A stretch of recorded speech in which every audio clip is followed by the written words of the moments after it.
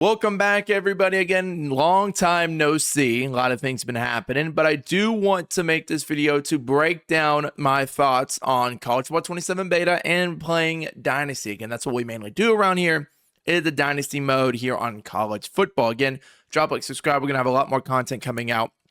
Going to be more consistent, I promise. We got a couple of things on Madden I want to do before eventually diving into College Football 27. It's about 2-ish weeks away, July 2nd, if you got the MVP Plus edition. I know I did. I was guilty of dropping a couple $100, or not really a couple hundred, like 150 once it eventually came out. But again, we want to break down what exactly the deep dive says, what my experience was, and what you can expect playing College Football 27. Again, better late than never, but we are here, and that's what really matters. So, what about this mode? What about this game that I like? I'll talk about the Dynasty, a little bit of the gameplay that I experienced, and everything like that. With the athletic director expectations. So, any school that you choose, you're going to have some goals that you need to accomplish. Whether at Auburn, for example, it would beat Alabama, like met the SEC championship and be ranked top 25 in the next 2 years, something like that.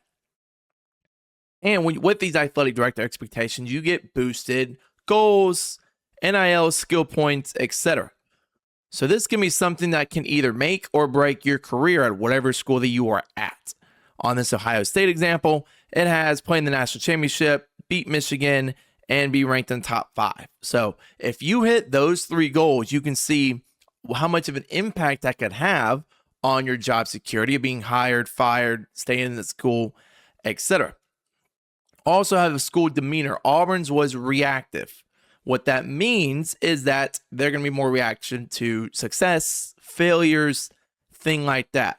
If you fail at one, you might have a deep drop in job security, but if you succeed at one, you might shoot up the board to being safe for now, secure, etc. So it just depends on how quickly you hit those goals will determine how long you stay at a certain program.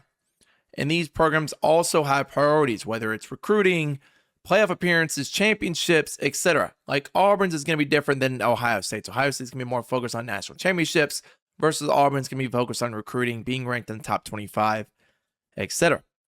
These goals can also evolve over a period of time. If you achieve these goals, they're going to be more difficult goals. So if you win the national championship, if you make it in the top 25, you beat your rival, these things will change. And not every goal is the said same. Some are firm with clear expectations. Like you're always going to have Ohio State beat Michigan. That thing's never going to change. Versus if you're at like an Akron or something like that, those goals can change as you continuously hit or miss your goals and if you improve the team or not. So again, keep an eye on that. That way you can make sure that you stay hitting your goals, keep improving your program, and keep earning those said Dynasty points. Let's take a look at the evolved in here with James Franklin. So you won a bowl game over the next 7 seasons, beat Virginia, win 60% of your games. Now, if we keep moving on, it keeps winning, beat Virginia by 3+ points, win a conference title. Then as you keep going, you can see here, the goals will change. Conference championship, national titles. Everything's going to evolve as your team gets better throughout your Dynasty series. So just something to keep in mind if you're going to be a head coach, just behind the scene things about your athletic director expectations. But now let's dive into the whole entire Dynasty blueprint, how you build your team, how you allocate your NIL, your facilities, your coaching staff, etc. So what you see here, this little pie chart, is your budget and the recommendations of your percentages that you should allocate to staff, to your facilities, to your recruiting, and maintaining recruits. That's something that's very important as well. So, for example, you can have a budget of that you see here, $2,000 for your conference prestige. You get this by winning games in your conference, your brand exposure, winning games at home, all these different things. And that $5,800 can then go be allocated to your staff, to your facilities, etc. And if you don't start off with elite facilities, it's going to cost some points to upgrade and then maintain it year after year after year, etc. And on here, it also gives you different timelines on when you can allocate finances. So for your preseason, this is where you can hire and fire support staff. This is when you can purchase your equipment upgrades for your facility, whether you want to upgrade it, whether you want to purchase something. There was an element on there for like 31 weeks to where you can purchase it and it can maintain and earn you points throughout the season. You can maintain your facility to get XP. That way it doesn't get downgraded. Versus during the season, this is where you're recruiting. You're getting out recruits. You're filling out your roster, trying to. Now, this doesn't mean you can just shell out all your points towards a recruit, all your NIL towards recruits, and then not allocate it elsewhere. I tried to make that mistake at Auburn. Let's say somebody comes in with 100 NIL points, and you give them 200, and they commit off 200. That 200 is going to be their new normal. I thought it was going to be the meta where you can give them 200, because then you can adjust your NIL at the end of the season, where at the end of season recap, where you can do a budget update. But you can't change from 200 to 0 because they didn't play. They're going to get angry. They're going to try to transfer the following season. I made that mistake myself and learned the hard way. Now, jump back in the bowl season. Again, bowl season, this is where you can, your coordinators also take NIL. If you want the top of the line guys, you're going to have to pay them fairly. That way they can come to your school, which then in turns impacts your budgeting that you can do for the transfer portal, etc. And then finally, the off season, this is where you can do everything. Your budget is refreshed based off your 80 expectations, your accomplishments that you do. But here's where you can do everything. Your staff, your facilities, your recruiting, your budgeting, all these different things. And let's dive into this staff exactly. So with this, you can reduce NIL expectation. You have different elements you can purchase using your budget from your NIL to figure out if your recruits don't want as much money, if they're able to stay more, if you can earn more points from your staff, all these different things. And the number of points you can buy, as you can see, is directly tied to your team prestige. So again, as your team gets better, the more slots you can purchase. And that's the same for everything, for your staff, for your facilities, etc. I always like the one that has on there reduced NIL expectations because they're not going to want as much money to come to the said team. And you can see on here, you can decrease the cost of hiring staff, reduce NIL expectations, increase your weekly recruiting hours, increase progression, and your Dynasty point fundraising. And it has all the elements down there. So it's going to be very, very different from team to team how you build your squad. Some teams are going to have more NIL off rip, while others will not. So I'm definitely interested to see how these rebuilds are going to be different. Because in College Football 26, it was pretty much copy paste. You can do the same thing. You can go in, get the 4-stars that are open recruiting, bring them to your team, rinse and repeat for every single squad that's on there. With this, at least it brings a little bit of variety to the teams that you want to rebuild, etc. And same thing for retaining your staff. Sometimes as your coaches progress, they're going to want more money too, or they might leave for a new position. So now with these Dynasty points, you can go through and see an interest level based on what coach wants to join your staff, whether it's an offensive coordinator or a said defensive coordinator. You have a whole list to then go through and choose from. You can still look at their abilities and see where they're at, but you're going to have to make a competitive offer versus other schools that could then go in and show you, okay, this is one I can get. But the big thing here is you can offer up to 6 different coordinators on each side of the ball, which is huge. That's one thing I really, really enjoyed, because instead of offering one advancing the week and now you're screwed, you at least have 6 opportunities to bring a guy in that you like based on the NIL money that you offer them. The one that gets the most money is going to be at the top, 2nd, 3rd, 4th, 5th, etc., all the way down to the 6th. Now, one thing that we've been asking for the longest time is upgrading your facilities. Facilities are more than just a nice buildings, etc. You can, in terms of your team, you can actually have control over if you're going to be an F, a B, C, D, etc. Last year, it was pretty much flip a coin. You could have a 1-star school and win 9 games and then stay at a 1-star. It made no sense. At least with this one, you have the power to purchase and upgrade your tiers throughout the rebuild or Dynasty series, whatever y'all decide to do. So with this, again, you could have a premier facility from C to C+, elite from B to B+, and national powers from A- to A+. So it'll be interesting to see how long it takes to build a team from a basic facility at an F all the way to a national powerhouse at an A+. The national powerhouse, I believe, took like 4,000 or something like that to upgrade into, if I remember correctly. And it also costs money, or dynasty points, whatever you want to call it, NIL, etc., to maintain your facilities. The national powerhouse, I believe, is 1,000 every year to maintain that said facility. And then you have to purchase stuff to keep it, to keep your XP for the entire time. So if you neglect it, you can easily drop from the national powers to the elite facility to a premier to all the way down to an F grade if you are neglecting and not paying attention over it. So keep that in mind as well. You also get equipment. This equipment can also determine, based off your facilities, what equipment slots you can get. This can in turn impact wear and tear, impact your injuries. This can your duration of your equipment. Instead of 31 weeks, you can buy something that's 10 weeks for the same thing. So again, everything will be different. So the example they provide here is you can invest equipment that's a B to B plus. That's going to be different at an A to A plus. So it's going to be different on what you purchase that can really truly impact your team. Are you going to buy something that's focused on wear and tear to keep your players upright? Or are you going to focus on slowly upgrading your facilities? That way you bring in better recruits to benefit your team in the long term. Again, it's a flip a coin. It's a catch-22, whichever one you decide that you want to do. And again, you see the examples on here. Your on-demand repairs, that can be there for 31 weeks. Your heart rate effects, all these different things that you can have for your facility. The biggest thing that's changing from 27 to 26, or from 26 to 27, is the allocation of name, image, likeness, otherwise called NIL. We all know it's taking over college football. Look at the Brennan Sorsby situation that just happened over the past week or so. It's changing the game, whether you like it or not.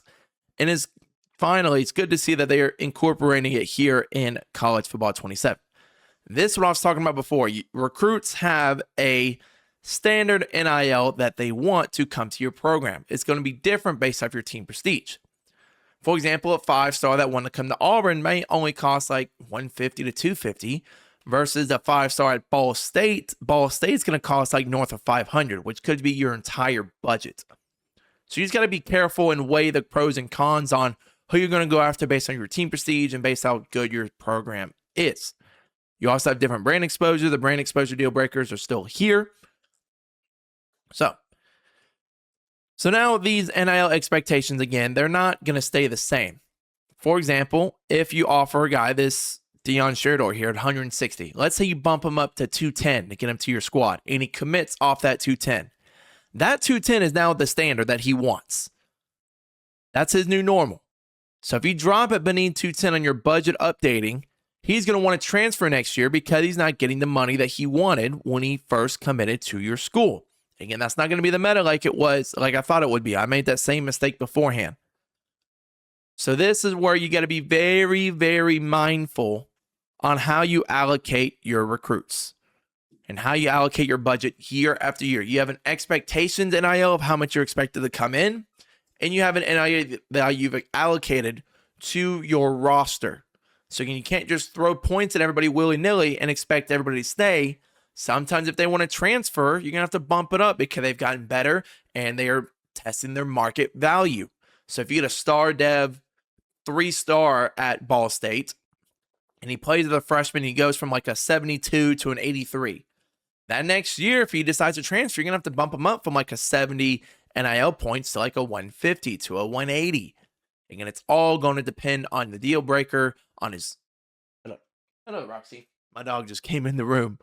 But it's overall going to depend on his deal breaker. Okay, after that brief visit from my dog, just came into the room randomly. Yeah, so if you give a player that 70 NIL at a 3-star school, and they bump up to 72 and 83, again, there's going to be new expectations every year if they decide they want to transfer out based off your deal breakers. So again, other schools are going to offer different NIL, and it tells you on that right side, based off your hours you're allocated in your NIL offer to them, if you think they're going to land at your school based off that scale. So you can bump it all the way up. Typically, I believe it's 2 times their expectation that gets you to the full scale. So for this Bacon recruit right here, he's expected, I believe that's 100. Or no, he's expected 70, you offered 100. So 100 is about 4 scales on it. then you're going to have to go up to 140 to get them very interested and to fill that meter all the way to that right side. Vice versa, if you only offer them like 35, then you're going to be on that left side in the red on that. Again, you can adjust your offers. You can see you're expecting 100. If you go down to 70 that he originally wanted, he's not going to be interested anymore. He's expected that 100 that you already offered him. So now you're going to bump that up, get your money up if you want this recruit. This can also go into transfer. So here, this is where you can adjust your NIL. So if you gave this man 100 and he commits to your team and you drop it beneath that 100, that next year he's going to want to transfer out. You can't just drop it all the way down to 0 and then move forward. Again, you have a whole spreadsheet on your Dynasty screen. You can go through and track, okay, what am I throwing, or who am I throwing money at? How much am I giving them? Who am I trying to bring in, etc. It also shows you how much NIL each school is allocating. Of course, the big names like Ohio State aren't going to need to allocate as much and still bring in the 5 stars because of their brand, of their prestige, etc. Versus if you are at that low school, like in Auburn, you have to fork out like 6,000 NIL points for them to get anybody. I don't know who did that. Definitely wasn't me. Don't know what you're talking about. So again, you can reallocate NIL. This is where it shows here. If you try to bump them down, things will change. Versus if you have transfers that are playing really, really well, you're going to have to bump them up a good bit or else they're hitting the road. Again, it's just the name of the game. It's the name of the Dynasty landscape that we are in nowadays, that you have to bump up your money, bump up your prestige to keep these guys on your squad. It has a risk of leaving right there based off your deal breaker. So therefore, if you don't give them that money, they're going to transfer. It's almost like a persuasion, just with points. You get this, and then there's another screen for the players leaving tab. This is at the end of the season recap, where you can reallocate your NIL before going there. So at least it gives you a chance to keep your players back instead of like an RNG roll of the dice, which I do indeed like. So let's move on to, again, more blueprint. You have auto settings. I never really played around with the auto setting for the blueprint management, auto support stuff, auto facilities. So maybe that's something you can play around with, probably like the auto facilities. But again, I never played around with it, so I can't give you my thoughts on that one because I did it manually. I wanted a hands-on technique. If it's anything like the College Football 26 auto system that was downright awful, I'd recommend just staying away from it altogether. So moving on. There's also verbal commits, something that is big nowadays, now in this game. It's another element from your top 3 to verbal commit to commit. You can get somebody to flip a commitment on you, or you can flip a commitment on somebody else. If you do land in the verbal commitment stage, you do get a bonus with your points, like 1.3 multiplier based off what you offered them. It just helps you stay in the lead, but that doesn't mean it's locked and loaded. They can still flip if maybe a visit doesn't go well, maybe another team allocates more NIL, more hours, etc. But again, it's a new stage where you have verbal commits before they have a hard commit and nobody else can really go after them. They did update the names. That's one thing I did see. There's more speed. I had a receiver. I had 3 running backs at Auburn. All elite development. I had a elusive bruiser that was 6'2", 220 with 99 speed. That guy was a monster. So yeah, recruits are bigger, faster, stronger. I can attest to that. It is kind of cool. I had a quarterback that had like 92 speed, 97 throw power. So they went back more to the College Football 25, where you can see these athletes. It wasn't really athletes, but I'm just talking about the meta in 25 was athletic quarterbacks that had like 95 speed, 97 throw power, etc. So it's a nice blend of in between. College Football 25, they have one end of the spectrum. College Football 26, they try to go on the other side. This one I feel like goes definitely a lot better in terms of in the middle. Again, you can have your manager school, your brand exposure, change contender, things we've went over before about deal breakers. This year, they do have the weekly practice plan. That's something that was in Madden for ages about managing wear and tear. You can have players fully practice, no practice, take a week off. If they take a week off, they don't practice in the game. But if they don't practice, they start off cold. Sometimes you have a full practice, they start off hot. Or they might have like a neck injury. Like they might have a ankle sprain or a sprained shoulder or something like that. So you got to be very, very mindful, and it also brings another element of strategy into the game. Do you want your player to start off cold, or do you want to risk injury? You got to weigh your options based on what you want your player to do, etc.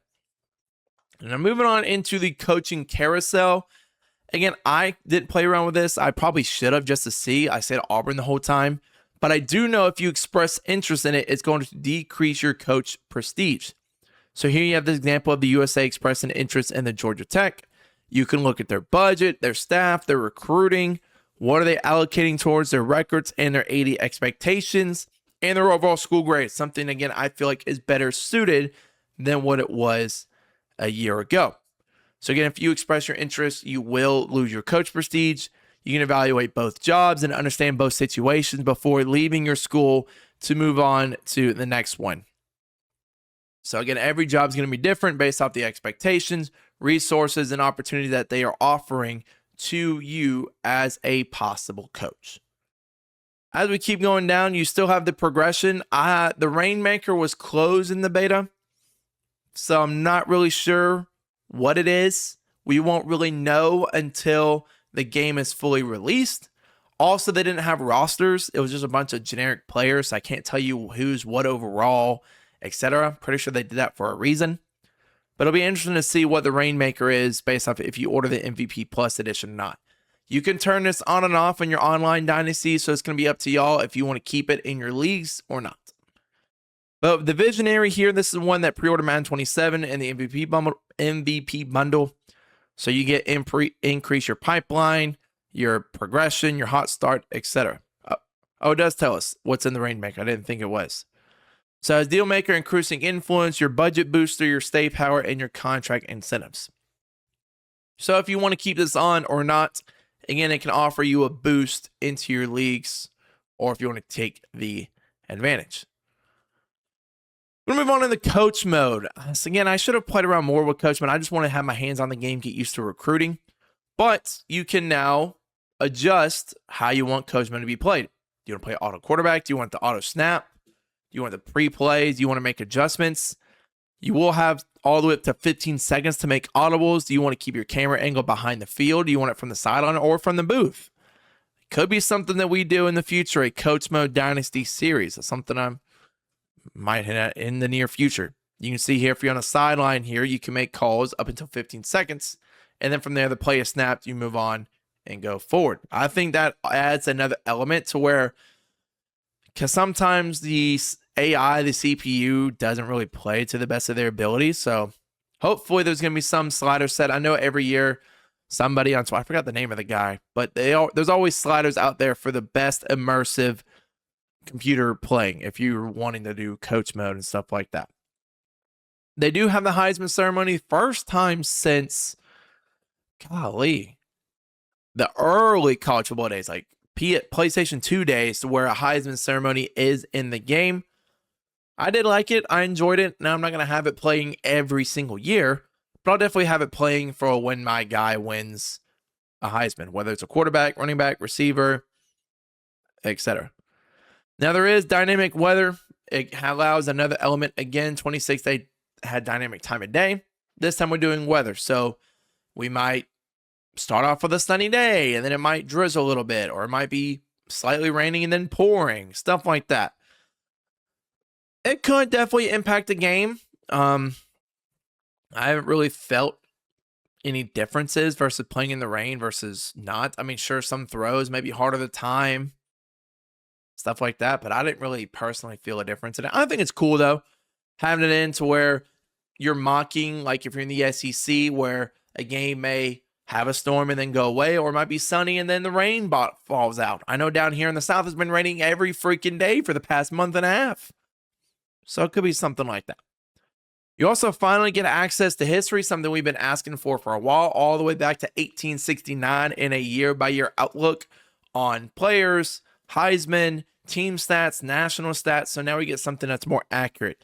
You can compare your guy to Joe Schmo in the 60s and see how they did, how well your school holds up after your 50, 60-year Dynasty series to the best of the best.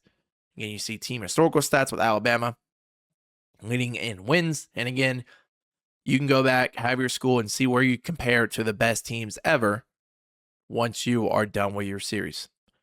Maybe sometime in the future, they're going to have an extended college football playoff from 12 to 16 teams. As of right now, they're doing the latest 12-team formats. Again, still built to run rankings, automatic qualifiers, conference championships, automatic bids, stuff like that. So nothing really changed in terms of the playoff, but I think in College Football 28, they're going to introduce a 16 team and maybe a custom playoff to where you can do it as many teams as you want. I think that would be kind of cool looking forward in the future. The little things in terms of your crowd environment, I thought was kind of cool. Like for Auburn, you can do a stripe the stadium or a power stripe the stadium or a whiteout, whatever. So when you're in your own dynasty, if you want to have a night game that's a whiteout, you can set the crowd to do so. It creates a little bit of immersion, but wasn't really my priority loading up into this dynasty series.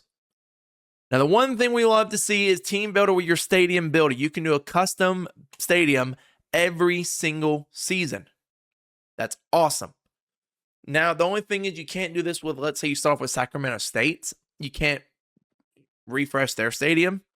So one thing I was personally thinking about, if I did like a coach series or dynasty series, I'd take Sacramento State, put them into a team builder, create Sacramento State. That way I can update their stadium throughout the year. So that might be something you have to do with the new schools that are on there.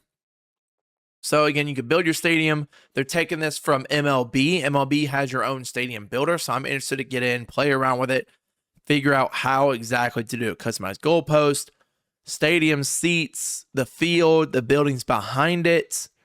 That's going to be kind of cool. I'm interested to see how much detail you can add into your said stadium.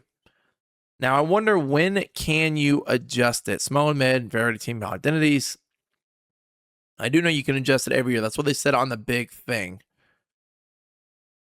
Anyways, crowd customization. I want to go through create your landscape 100. We'll get into that in just a moment. But again, you can adjust the crowd. You can have them wear certain colors if you want them to always stripe out. If you want them to wear something for night games, top 25 matchups, rivalries, first game of the conference schedule, etc. You can create 5 triggers for it, and it'll be up to you to figure out which one you want to do.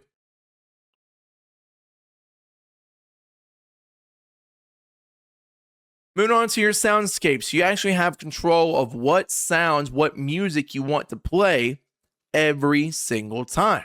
I think that's kind of unique and kind of cool. I can't even lie. You have 100 different nicknames, 100 sound effects, 66 band rousers or rousers, how you say it, different chants, PA tracks, fight songs, etc. I wish you can almost like create your fight song. Oh, finally, they actually have commentary supported. That's awesome. So we can choose a rival and have them like commentate and choose which one we want for our rival. You also can do historical team records for your team. If you're creating a new FCS school that hasn't been in the game yet, you can put their records down, etc. Oh, here we go. So now at the end of each, okay, so you can, at the end of each season, there's an action item to where you can update your team builder stadium. Okay, cool. That's one thing I do like to see. Well, that's about it. I mean, overall, I enjoyed playing the Dynasty section on College Football 27. If I were to talk about a little bit of the gameplay, I mean, the only thing I really messed around with was that catch meter. So that catch meter was pretty cool. Again, I didn't play a lot of the games. I was mainly a menu merchant, so I can't really touch on the gameplay too much. I didn't do a lot of the formation adjustments or things like that, but I am going to fiddle around with it once the game comes out. So I'm excited to see about that. It's going to add another skill gap in the future.